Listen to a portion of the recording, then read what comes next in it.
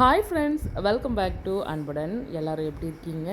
இன்றைக்கி கிட்ஸுக்கு ரொம்ப ரொம்ப பிடிச்ச ஒரு பிஸ்கெட் ரெசிபி தான் இன்றைக்கி நம்ம பண்ண போகிறோம். பிஸ்கெட்டில் பண்ண ஒரு புட்டிங் ரெசிபி. இது எப்படி பண்ணுறதுன்ட்டு பார்க்கலாம் வாங்க. ஃப்ரெஷ் மில்க்கு 3 கப் அளவுக்கு எடுத்திருக்கேன்.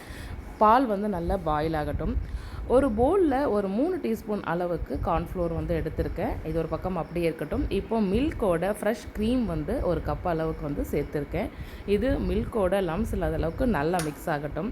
இன்னொரு பவுலில் 2லேருந்து 3 டீஸ்பூன் அளவுக்கு கோகோ பவுடரும் 1 டீஸ்பூன் அளவுக்கு காஃபி பவுடர், எந்த காஃபி பவுடராக இருந்தாலும் பரவாயில்ல, காஃபி பவுடரையும் கோகோ பவுடரையும் நல்லா மிக்ஸ் பண்ணி வச்சுடுவோம். அதுக்கப்புறம் ஆல்ரெடி எடுத்திருக்க கார்ன்ஃப்ளோரில் வாட்டர் விட்டு அதை லம்ஸ் இல்லாத அளவுக்கு நல்லா மிக்ஸ் பண்ணிடுவோம்.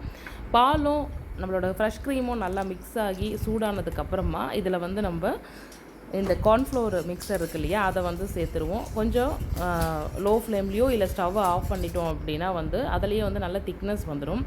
அதுக்கப்புறமா இப்போ நம்ம மிக்ஸ் பண்ணி வச்சுருக்கிற கோகோ பவுடர், காஃபி பவுடரை இதில் மிக்ஸ் பண்ணிக்கோங்க. எதுவுமே லம்ஸ் இல்லாத அளவுக்கு நல்லா ஈவனாக மிக்ஸ் ஆகட்டும்.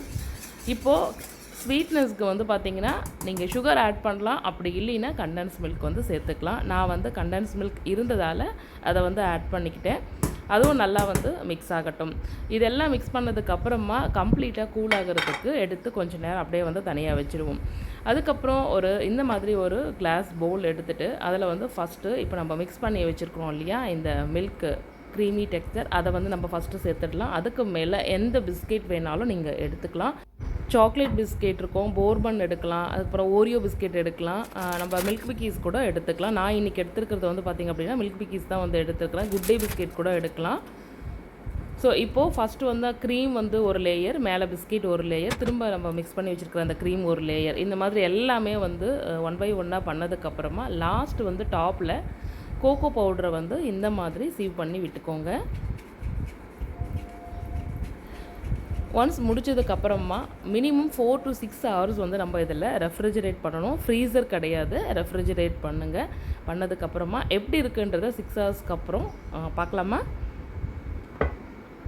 கிட்ஸுக்கு இந்த மாதிரி பண்ணி கொடுத்தா ரொம்ப பிடிக்கும். இதில் எல்லாமே பார்த்திங்க அப்படின்னா மில்க் ப்ராடக்ட்டு தான். So milk product related sweet சாப்பிட்ற கிட்ஸுக்கு இதை கொடுத்திங்க அப்படின்னா ரொம்பவே நல்லா என்ஜாய் பண்ணுவாங்க. வாவ், சூப்பராக வந்திருக்கு பிஸ்கெட் புட்டிங். நீங்களும் இந்த ரெசிப்பியை ட்ரை பண்ணி பாருங்கள், எப்படி இருக்குன்னு சொல்லிவிட்டு அதுக்கப்புறம் கமெண்ட் பண்ணுங்கள். Ramadan special biscuit pudding ready ஆகிடுச்சு.